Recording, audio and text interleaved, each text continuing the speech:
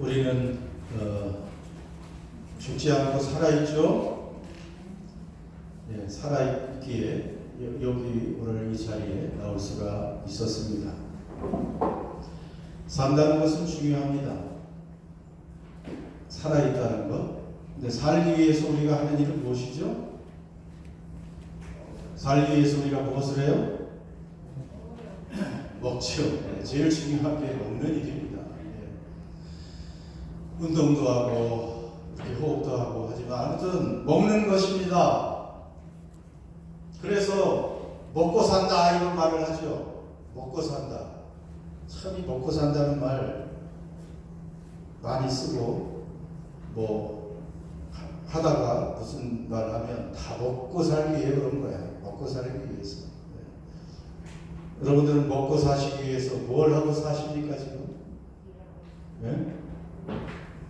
아무튼 이 먹고 사는 문제는 중요해요. 그래서 이 코비드가 지금 온 나라에 기승을 부릴 때 제일 먼저 사람들이 사재기한 것이 뭐예요? 네, 먹거리죠. 뭐 일부 화장이죠. 어쩌고 하지만 그래도 이 먹거리 여러분은 좀 쟁여 놓으셨나요? 안 쟁여 놓으셨어요. 대단하십니다. 안 쟁여놔도 뭐 냉장고만 파드셔도 대부분 한 달, 두 달은 사시죠. 우리 한국 분들은 그런 것 같습니다. 예. 자, 그런데 오늘 말씀도 이 먹는 거에 관한 이야기입니다. 이스라엘 백성들이 광야에서 나온 지 이제 얼마나 되었습니까? 약 한 달 반이 지났습니다. 이스라엘 백성들이 애굽을 탈출한 지 한 달 반이 지났어요. 그리고 지금 어디를 행진하고 있어요? 광야를, 사막을. 그러니까 애굽에서 간신히 굉장히 정신없이 준비해서 나온 그 음식들이 이제 다 떨어졌겠죠. 한 달 반이 지나갔으니 아껴 먹어도 다 떨어졌을 것입니다. 이제 음식이 떨어지고 배고픈 생활을 계속하다 보니 원망이 나왔습니다. 모세와 아론을 원망했습니다. 아니 우리를 젖과 꿀이 흐른다고 하잖아요. 가나안 땅이 얼마나 좋습니까? 그 땅으로 우리를 인도한다고 하더니 지금 여전히 사막을 이렇게 행진하고 있고 얼마나 힘겹습니까? 그러니까 차라리 그때 그냥 고깃가마 옆에서 노예 생활을 했지만 고깃가마 옆에서 고기도 먹고 배불리 음식을 먹던 그때가 그립고 그렇게 먹다가 죽었으면 좋았을 것인데 하고 불평을 합니다. 아니 그들이 그 애굽의 노예살이에서 벗어났는데 음식 때문에 다시 노예가 되고 싶다. 여러분 그럴 것 같아요? 차라리 그냥 굶어 죽는 것보다는 노예로 배불리 먹다 죽는 게 나은가? 아니면 자유인이 되어서 조금 불편함을 겪으며 사는 것이 좋을까? 여러분 무엇을 택해요? 자유인이 되고 또 잘 먹고 살면 최고죠. 그런데 아무튼 이스라엘 백성들은 참 때만 되면 불평합니다. 이제 다음 주에 아마 불평에 관한 그런 이제 본격적인 얘기를 할 텐데 오늘도 이들은 이 광야에서 먹을 것이 마음에 들지 않는다고 불평을 하게 됩니다. 그런데 이들이 얼마 전에 애굽에서 엄청난 하나님의 권능을 보았죠. 그 다음에 또 지난주에 어떤 기적을 체험했어요? 그렇죠. 아직도 기억하시네요. 홍해가 갈라지는 전무후무하는 그 엄청난 기적을 체험하고 통과했던 이스라엘 백성들이 그 하나님의 살아계심과 영광을 바라보고도 또 이렇게 환경이 나빠지면 불평을 합니다. 여기 불평을 하는 것. 자, 하나님의 백성들이 취할 태도는 아니죠. 하나님의 백성들이 취할 태도는 아닙니다. 다른 동네, 다른 나라의 사람들은 이럴 수 있지만 이제 우리가 하나님 안에서 자유를 얻은 사람들은 죄와 죽음에서 그 무의미에서 자유를 얻고 하나님의 자녀와 하나님의 백성이 된 사람들은 이제 불평할 처지가 아니죠. 오히려 두렵고 불평과 원망이 나올 만한 어떤 위험한 상황이 되면은, 내가 어떻게 할 수 없는 상황이 오면은, 그때는 누가 도와주신다고요? 하나님께서 역사하실 시간이기 때문에 우리는 두려워할 필요가 없고 원망 불평할 필요가 없고, 미리 땡겨서 뭐를 해야 되겠어요? 땡겨서 감사하면 되는 거죠. 바울과 신라처럼 감옥에서 찬양을 하니까 지진이 나서 감옥이 흔들리고 천사가 와서 그를 구해내는 이런 사건들이 일어나는 것입니다. 힘들고 어려울 때 하나님의 영광을 볼 수 있는 기회가 된다는 것이에요. 자, 그런데 이스라엘 백성들이 지금 몇 명이 사막을 행진하고 있다고 그랬어요? 약 200만 명이. 자, 그러면 이 200만 명을 어떻게 먹일 거냐 말입니다. 그 사막에서. 그 당시 아라비아 쪽에 모든 먹거리를 다 모아서 이스라엘을 먹인다 해도 다 먹일 수가 없을 정도라고요. 200만 명을 그 사막에서 하루 세 끼를 먹인다는 것은 쉬운 일이 아닙니다. 그런데 하나님은 드디어 놀라운 방법을 또 동원하시죠. 4절 보세요. 4절 다음 중요한 절입니다. 같이 읽겠습니다. 그때 여호와께서 모세에게 이르시되, 보라, 내가 너희를 위하여 하늘에서 양식을 비같이 내리니 백성이 나가서 일용할 것을 날마다 거둘 것이다. 이같이 하여 그들이 내 율법을 준행하나 아니하나 내가 시험하리라. 자, 하나님께서 어떻게 양식을 내주십니까? 하늘에서 비같이. 그래서 사막에는 길도 없습니다. 음식이 있다고 해서 조달할 방법도 없어요. 하나님의 방법으로 친히 음식을 하늘에서 비같이 내려서 그들에게 주신다고 말씀하십니다. 하나님께서 그 유명한 만나 이야기를 하시는 거예요. 13, 14절의 말씀 우리가 오늘 읽지 않았는데 같이 읽겠습니다. 저녁에는 메추라기가 와서 진에 덮이고 아침에는 이슬이 진 주위에 있더니 그 이슬이 마루 위에 광야 지면에 작고 둥글며 서리같이 가는 것이 있는지라. 이것이 무엇이에요? 만나입니다. 하나님께서 드디어 이 만나를 주신 거예요. 만나라는 말, 만나가 무슨 뜻이라고 그랬어요? 만나는 이것이 무엇이냐 그런 뜻이에요. 도대체 갑자기 하늘에서 비같이 음식이 내려왔는데, 그리고 사실은 오늘 말씀처럼 아침에 이슬이 진 주위에 있잖아요. 이슬이 온 지면을 적시고 있었는데, 이슬이 마르면 그 사막 광야 지면에 작고 둥글고 서리 같은 것이 있었다. 그 영어에 보면 플레이크 같은 거, 우리가 콘플레이크 이런 거처럼 이렇게 긁어 모을 수 있는 그런 것들이 거기에 이제 생기는 것입니다. 그래서 만나는 이것이 무엇이냐 그런 뜻이에요. 전라도 말은 어떻게 하죠? 이것이 뭐다냐 이거 했죠. 경상도 말은 이것이 충청도는 이것이 서울 경기도는 이것이 알아서 하시고, 북한은 모르겠네. 이것이 무식이 그럴 수 있겠는데.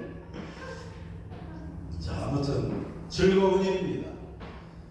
그 하나님께서 불가능한 일을 하셨습니다. 광야에 이 만나를 내리십니다. 하늘에서 비같이. 그래서 200만 명이 또 몇 년을 먹고 살았어요. 이 만나를 40년간이나 하나님은 만나를 내려주셨습니다. 그들이 가나안에 발을 들여놓는 그 순간, 그날 만나가 그쳤고, 그들은 그 땅에 곡식을 먹기 시작했습니다. 여러분이 만나의 그 교훈이 무엇입니까? 하나님은 당신께서 택하신 백성을 어떤 상황에서도 먹이신다는 약속입니다. 여러분 믿습니까? 그래서 하나님은요, 오늘도 당신의 백성 된 사람들을 먹이신다고 말씀하시는 거예요. 이 세상은 광야길이라고 했습니다. 여러분 이 세상은 다 잠깐 다 지나가는 거 아니겠습니까? 지나갑니다. 그리고 이제 이 세상 길을 다 지나가면 우리는 영원한 나라에 들어갑니다. 지금 여러분 아무리 풍요로운 세상이 되었다고 해도 풍요롭지요. 음식 걱정 하시는 분이 없지요. 먹고 살 걱정을 하시는 분이 없습니다. 그런데도 그렇지만 그것이 당연하다고 생각하면 안 돼요.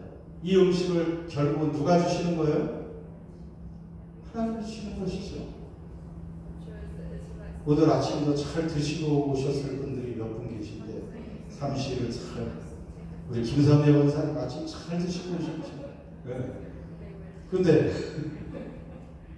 오늘 아침 그 차려 잘 오곡 그냥 5곡도 더 넣으셔 아침 그 밥을 하시는 거거든요. 그거 하실 때 권사님이 직접 농사하셨습니까? 안 하셨죠? 네. 농사하지 않았는데 따지고 보면 하나님이 다 내려주시는 것입니다. 여러분 지금 멀리서 우크라이나 러시아 전쟁이 일어나고 있습니다. 그것 때문에 사실은 벌써 우리도 식탁의 위협을 받아요. 네. 전쟁만 일어나도 뭐 물가가 오르니까 오일값이 오르니까 운송비도 오르고 또 러시아와 우크라이나가 그 밀 수출에 세계에서 밀을 가장 많이 수출하는 나라들인데 거기 수출길이 막히니 스톱이 되면 여러분이 또 빵값도 오를 수밖에 없죠. 여러 면에서 전쟁이 나면 우리는 영원히 뭐 잘 먹고 살 것 같아도 하나님이 전쟁을 막아주지 아니하시면 이것도 뭐 3차 대전으로 가면 지금 먹고 살 문제가 아니고 다 같이 그냥 이제 주님 기다리면 되는 거죠. 그때는 방법이 없습니다. 뉴질랜드라고 해서 피할 길이 없어요. 뭐 대륙보다는 조금은 더 오래 가겠죠. 몇 달은 더 버틸 수 있겠지만은 아마 이제 주님이 오실 때는 3차 전쟁이 일어나는 주님이 오신다고 보면 됩니다. 그런데 언제 어떻게 될지 아무도 모릅니다. 지금도 전혀 협상의 기미가 보이질 않고 있습니다.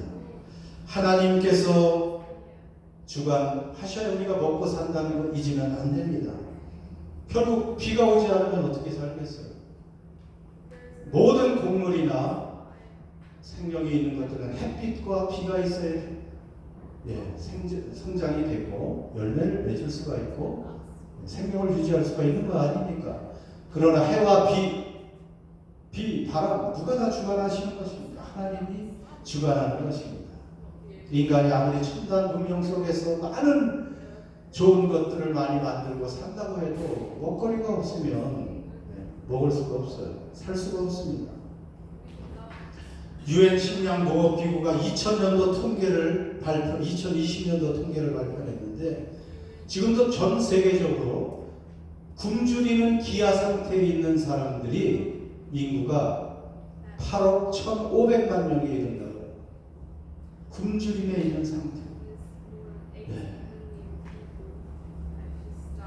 그렇기 때문에 여러분, 근데 우리는 어떻습니까?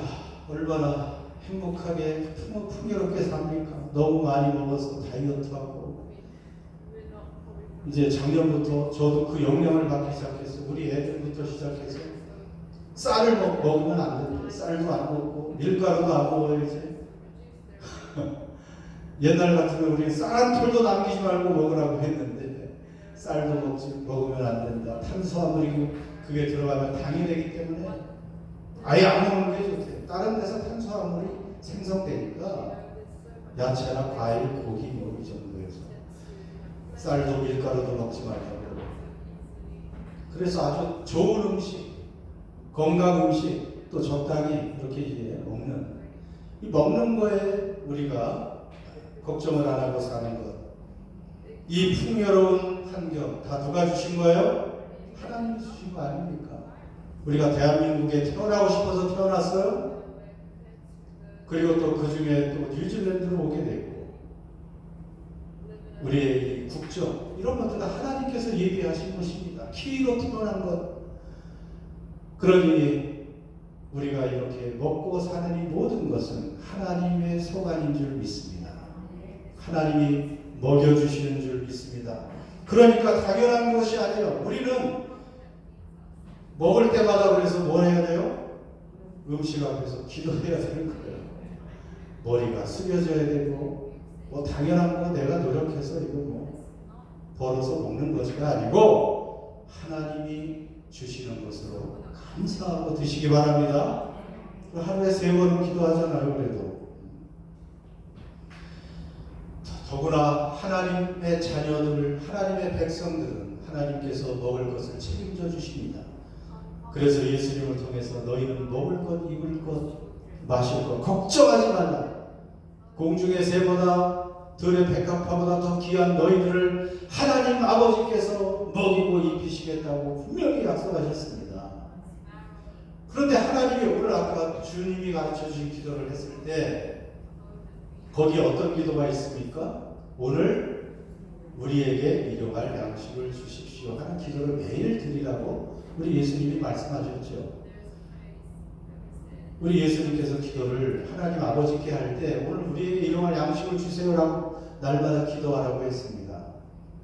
그것은 하나님께서 주시는 것도 기억을 하고, 그리고 하나님은 우리와 교제하기를 원하시는 거예요. 하나님은 사실 우리가 기도 안 해도 우리의 필요를 채워주시지만 아버지 주세요 하고 하나님이 주시는 것을 알 때 하나님과 더 교제가 깊어지고 하나님 아버지의 살아계심을 날마다 믿고 친밀한 교제를 나누라는 의미입니다. 여러분, 이스라엘 백성들이 광야를 왜 지나가게 하셨어요?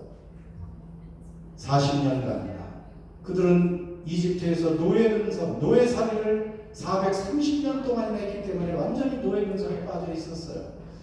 그들의 믿음이 하루아침에 그렇게 증가되지가 않습니다.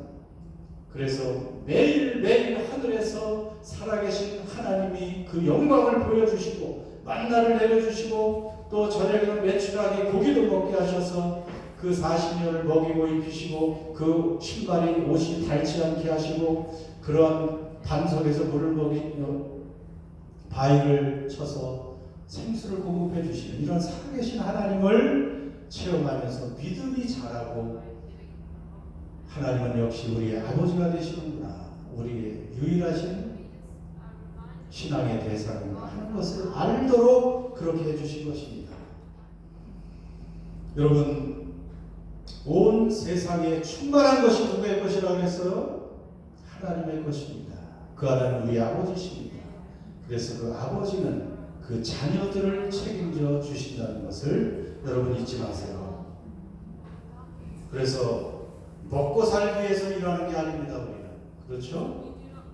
그냥 먹고 살기 위해서 일하는 게 아니고 잘 살기 위해서, 하나님의 뜻을 위해서 먹는 줄 믿습니다.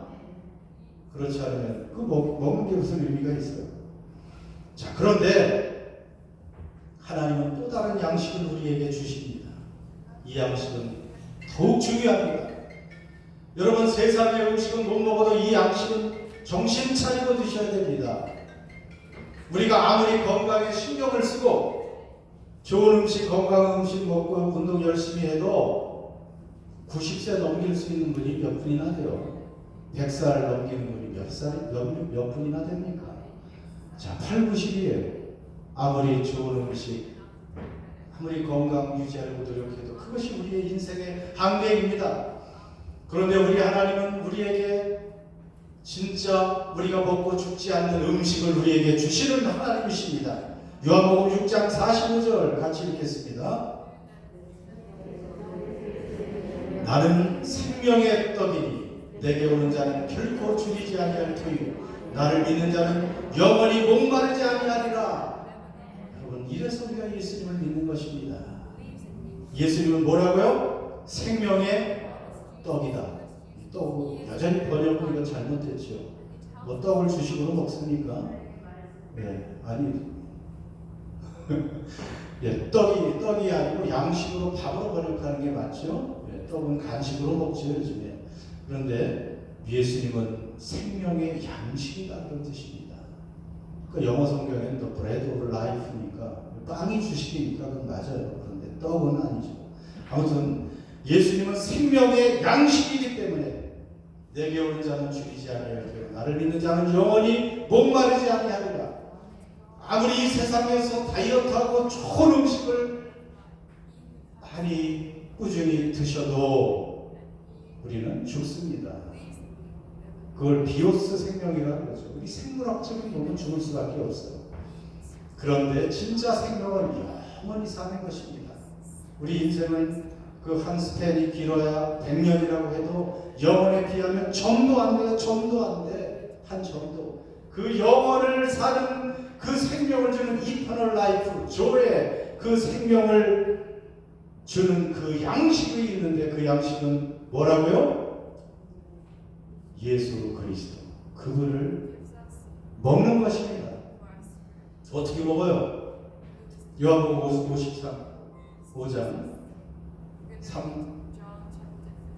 5장 3절에서 5절이겠죠. 타이핑이 좀 잘못. 같이 읽습니다. 예수께서 이르시되 내가 진실로 진실로 너에게 이르노니 인자의 살을 먹지 아니하고 인자의 피를 마시지 아니하면 너희 속에 생명이 없느니라. 내 살을 먹고 내 피를 마시는 자는 영생을 가졌고 마지막 날에 내가 다시 그를 살리리니 내 살은 참된 양식이요 내 피는 참된 음료로다. 아멘. 그러니까 예수님의 영원한 이 양식이 된 예수님을 먹는 방법은 바로 구체적으로 예수님의 살과 피 어디에서 흘리셨습니까? 십자가에서 흘리시고 그 십자가에서 찢기신 예수님의 그 살과 피를, 그 예수님의 죽음을, 그 죽음이 나를 대신한 대속의 죽음임을 믿는 것, 그것이 바로 예수님의 살과 피를 먹고 마시는 것입니다. 여러분 다 믿죠? 그래서 하나님이 주시는 참된 양식은 사실은 만나를 아무리 먹어도 죽으나 예수 그리스도를 우리가 온전히 믿을 때 우리는 영원한 생명을 누릴 수가 있습니다. 그런데도 그냥 이 땅에서 죽는 그 몸뚱아리의 건강을 위해서 잘 먹고 살려고 얼마나 애를 쓰고 있습니까? 이 영생을 알지도 못하고. 여러분, 이스라엘 백성들이 그랬어요. 당시 예수님이 오셔서 이 설교를 하셨어요. 요한복음 5장 6장에 설교를 하시니까 그 백성들은 배고프죠. 여전히 이 땅의 음식들이 부족합니다.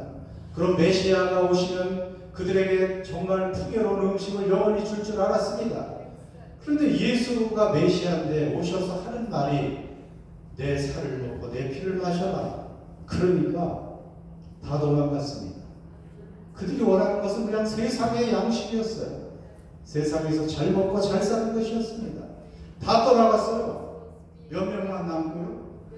12제자만 남고. 그 전에 예수님이 가는 곳마다 수만 명이 따라다녔어요. 예수님이 오병이어 기적도 일으키시고 병자들 고쳐주시고 하니 이제 메시아가 나타났다. 그런데 예수님이 진짜 생명을 주려고 이 말씀을 하니까 다 도망갔습니다. 여러분, 진짜 생명을 위해서 예수 믿는 것이 이렇게 중요하고, 이 생명을 모르고 아직도 이 비오스, 이 몸뚱아리의 건강과 그 쾌락을 위해서 사는 그 불쌍한 사람들에게 우리는 복음을 그래서 전해야 되는 것입니다. 예수님을 믿는 것, 예수님만이 진짜 양식입니다. 오늘의 만나는 또 하나 예수님의 뭐겠어요? 예수님 자신이시고 또 예수님의 말씀입니다. 마태복음 4장 4절 같이 읽습니다. 시작. 예수께서 대답하여 이르시되 기록되었으되 사람이 떡으로만 살 것이 아니라 하나님의 입으로 나오는 모든 말씀으로 살 것이라 하였느니라 하시니, 여기도 사람이 밥으로만 살 것이 아니라, 그러니까 밥이 필요해요, 안 필요해요? 필요하긴 해요. 그러나 밥도 필요하지만 그것은 우리의 육신을 위한 것이요. 또 중요한 것은 뭘로 산다고요? 하나님의 입으로 나오는 모든 말씀을 우리가 먹어야 됩니다. 늘 강조하죠. 하나님의 말씀의 양식을 여러분 하루에 3끼 드시죠? 간식도 드시죠? 근데 하나님의 말씀은 몇 끼 드세요? 몇 끼 드세요? 그냥 몰아서 한 끼 정도. 뭐 그것도 한 번이라도 드시면 생명은 유지되니까 정말 자주 드셔야 됩니다.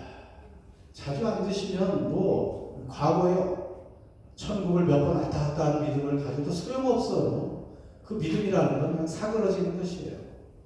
하나님이 계신가 안 계신가, 세상이 좋아지고 왔다 갔다 하죠. 네. 그래서 저도 성경을 하루 분량의 성경을 계속 읽으려고 노력을 하고, 저는 이제 시간표에 스케줄을 잡을 때 성경 읽기라고 쓰지 않습니다. 거기에 성경 묵기 이렇게 씁니다. 성경 먹기. 밥만 먹는 것 중요한 게 아니고 성경 먹는 것이 그렇게 중요해서 저는 성경 먹기라고 하고, 하루에 신약, 구약 또 영어로 뭐 이렇게 몇 차례에 걸쳐서 성경을 그렇게 읽으려고 노력을 하고 있습니다. 그러니까 먹고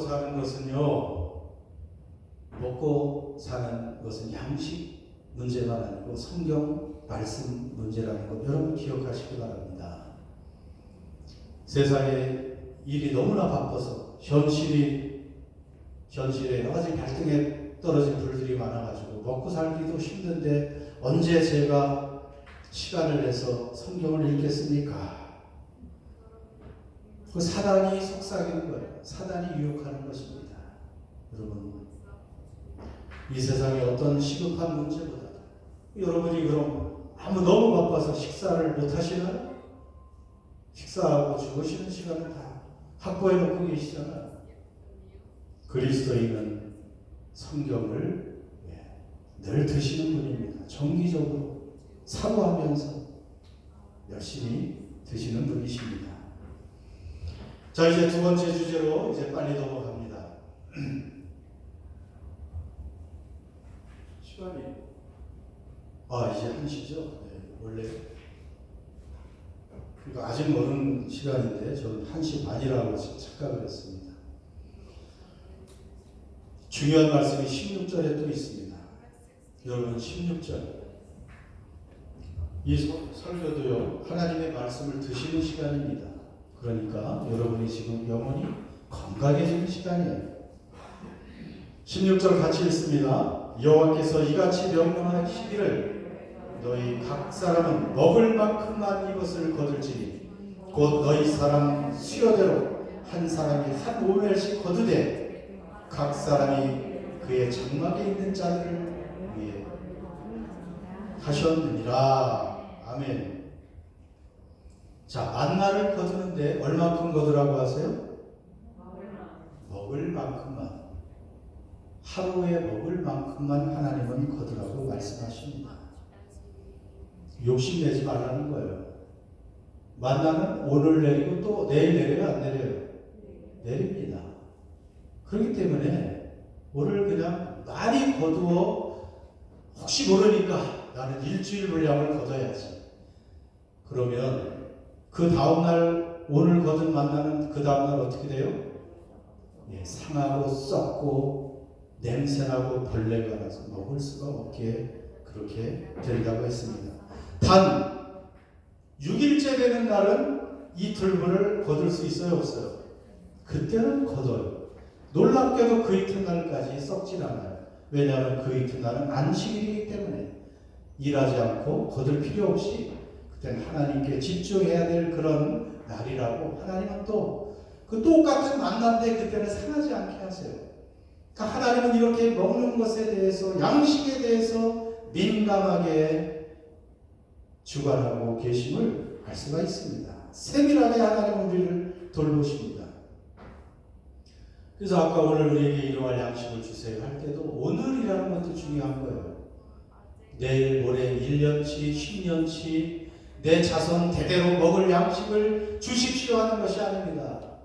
성경 우리 하나님은 그런 하나님이 아니십니다. 오늘 우리가 먹을 것을 구하라는 것이에요. 그러니까 욕심을 제발 버리라는 것입니다. 그리스도인은 욕심내고 탐욕을 부릴 필요가 없어요. 하나님이 알아서 또 그 다음날 것을 주시는데, 그러니까 중요한 건 뭐예요? 이 하나님의 약속을 못 믿는 것이 문제예요. 그것을 믿는 사람은 염려하지 않고 하나님 말씀에 순종해요. 못 믿으니까 혹시 알아? 무슨 일이 있으면, 여러분 이 세상에 어떤 일보다 무슨 일보다 문제보다 크신 분이 하나님이십니다. 하나님은 해결해 주실 수가 있습니다. 이 믿음으로 이스라엘 온 나라에 흉년이 들었죠. 3년 비가 내리지 않습니다. 모든 음식 곡식이 다 말랐습니다. 그런데 하나님의 종 엘리야, 하나님께서 어떻게 먹이셨습니까? 까마귀를 보내서 까마귀에게 빵과 고기를 물어다가 공급해 주어 먹게도 하시는 하나님이십니다. 하나님은 놀라운 방법을 가지고 계십니다. 욕심 부리면 절대로 안 돼요. 여러분 여전히 지금도 이 공산주의, 공산당은 이 막스주의라고 하는 것은 이제 거의 다 사라졌죠. 실패한 체계라는 것을 다 알고 있습니다. 스스로 공산주의, 막스주의를 신봉하는 사람은 이제 없어졌어요. 아직도 그 그림자는 있죠. 여전히 그 그림자는 있는데, 공산주의가 왜 생겼는지 아세요? 자본주의의 탐욕 때문에 생긴 거예요. 사람들의 욕심 때문에. 18세기 말 19세기, 20세기 때 산업혁명이 일어나고, 그래서 정말로 많은 물자들이 생산되고, 그래서 사업을 하는 사람들, 이 자본가들이 굉장히 많이 생겨났고, 그들은 너무나 많은 물건들을 생산해서 판로가 없으니까 식민지를 다 개척했죠. 그래서 거부들이 정말 많이 생겼습니다. 자본가들이 정말 많이 일어났어요. 그런데 그때 노동자들은 정말 삶이 힘들고 열악했어요. 짐승의 취급을 받았어요. 정말 인권이라고는 거의 없었지요. 그런 시대에 수많은 노동자들이 가난 속에, 심한 노동 속에 시달렸는데, 교회는 경제 정의에 관한 개념이 없었어요.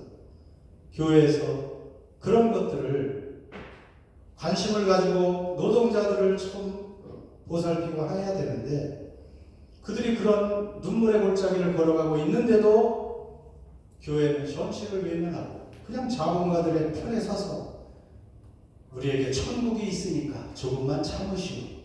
죽으면 천국 가니 이 땅은 어차피 고통스러울 거니까 그렇게 그냥 잘 견딥시다 하고, 이 현실 문제에 관해서, 이 경제 정의에 관한 그러한 관심이 없었어요. 그러니까 그 당시에 많은 젊은이들이 이러한 교회, 이러한 부패한 교회에는 소망이 없다고 침뱉고 막스주의를 신봉하고, 그것이 공산주의가 된 겁니다. 에밀 브루너라는 유명한 신학자는 그런 말을 했어요. 공산주의는 기존하던 기독교에 대한 하나님의 심판으로 보아야 된다. 교회가, 그리스도인들이 정말 욕심부리지 않고 자기들의 할 일을 잘하고 나눔과 사랑을 실천했다면 이런 세계의 그런 악이 발생하지 않았죠. 어떻게 보면 러시아와 우크라이나의 전쟁도 이 공산주의의 레거시에 해당된다고 보지요. 16절에 그 하반부에도 있잖아요. 각 사람이 그의 장막에 있는 자들을 위하여 거둘지니라. 그런데 왜 만나를 거두러 가지 않고 어디에 남아있는 사람이 있어요? 장막에 여전히 남아있는 사람. 그 사람들은 왜 못 나갔을 거야? 배가 안 고파서요? 그것이 아닙니다. 몸이 불편해서 기동하고 거동할 수 없어서 그들은 장막에 있었던 것입니다. 그들을 위해서도 거두라고, 오늘 만나를 거두라고 하나님은 말씀하시는 거예요. 그러니까 그리스도인들은 우리 가족, 친지를 돌볼 수 있어야 되고, 교회 공동체 안에 연약한 사람들을 돌볼 수 있어야 되고, 또한 우리가 속한 사회 또는 나라, 도움이 필요한 연약한 사람을 돌봐야 될 책임도 우리들에게 있다는 것입니다. 그냥 무정한 자본주의 논리로 당신이 무능해서 못 벌고 못 거두었으니 굶든지 불편을 겪든지 마음대로 하시오 한다면 말이 안 되죠. 우리는 나누는 교회가 되어야 됩니다. 그래서 우리가 은혜 나눔 교회잖아요. 좀 나눌 수 있는 교회가 되어야 되는데, 나 때문에 더 많은 사람, 주변의 사람들이 먹을 수 있고 행복해질 수 있다면 그 얼마나 보람된 인생이 되겠습니까? 여러분, 하나님은 정의로운 사회를 원하십니다. 공의로운 사회를 원하세요. 거기에 정의롭고 공의로운 그 사회는요, 나누는 사람들이 많은 사회예요. 나누는 사람들이 많은 사회는 공의롭고 정의로운 사회가 되는 것입니다. 나눔의 대상은 누구겠어요? 누구에게 나눠야 돼요? 필요한 자, 가난한 자, 헐벗고 굶주린 자들에게 나눠야 되는 것이죠. 여러분, 이 세상에 존재하는 모든 것은 누구의 것이라고 그랬어요? 하나님의 것입니다. 왜요? 하나님이 만드셨으니까. 우리 권사님이 가지고 있는 것 하나님 거예요. 알겠죠? 우리의 생명도 모든 것이, 네, 어디 봐야지 안 가져가시는. 아, 그렇지. 네.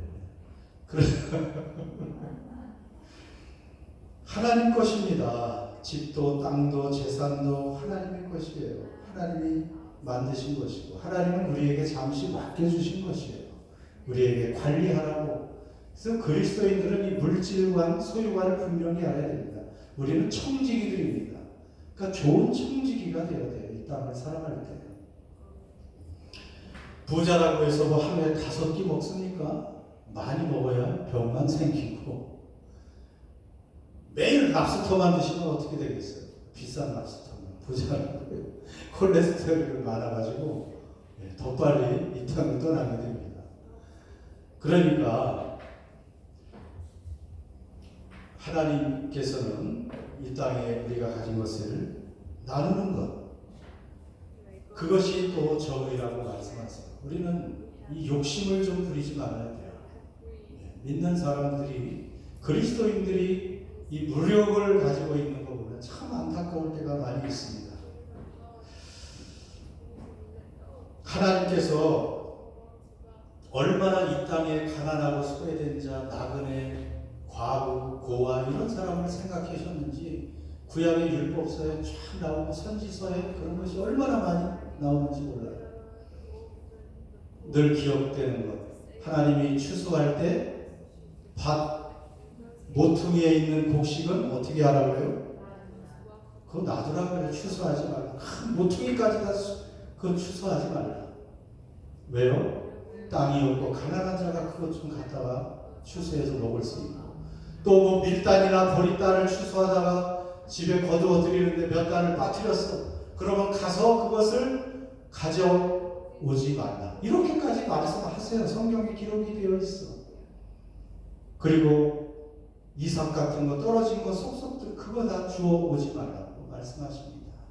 없는 사람들이 그걸 먹어야 되니까 하나님이 그렇게 세심하세요.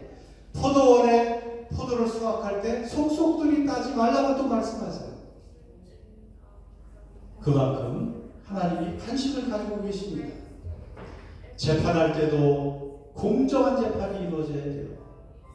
부자라고 또 가난하다고 해서도 아니고, 부자나 가난한 자들에게 공정한 재판, 이 있는 곳이 정의로운 사회입니다. 나눔이 많은 사회, 공정한 재판이 있는 사회, 가난한 자들을 함께 돌보고 보듬는 사회가 공정한 그리고 정의로운 사회고, 하나님은 그걸 원하세요. 사실은 그 하나님께 예배는 열심히 드리고 기도는 뭐 열심히 하는 것 같은데 그런 것에 전혀 관심이 없는 것은 사실은 문제가 있어요. 하나님이 이스라엘 백성들을요 무섭게 심판하시고 나라가 망하고 포로가 됐잖아요. 그때 그들이 예배를 안 드려서가 아니에요. 그들은 우상도 섬기고 하나님께 예배도 드리고 그냥 재물도 엄청나게 갖고 오셨어요. 근데 하나님이 이런 거 다 집어치워라. 나는 그냥 나는 소와 양과 염소의 피에 너무 취했다. 너희들이 너무 많이 가져왔어. 내가 이런 거 원하는 게 아니야. 이 모든 천천의 만물이 다 내 것인데 내가 이런 거 원하는 게 아니고, 내가 원하는 것은 너희가 가서 내 뜻을 행하는 것이다. 공의롭게 정의롭게 내가 먼저 살고 이웃을 사랑하고 용서하고 불쌍히 여기고 내 것을 나누고 그리고 공의와 정의로운 사회를 위해서 너희들이 일하라는 것이에요. 그것이 그리스도인의 삶이고 그것은 예배만큼 중요한 거예요.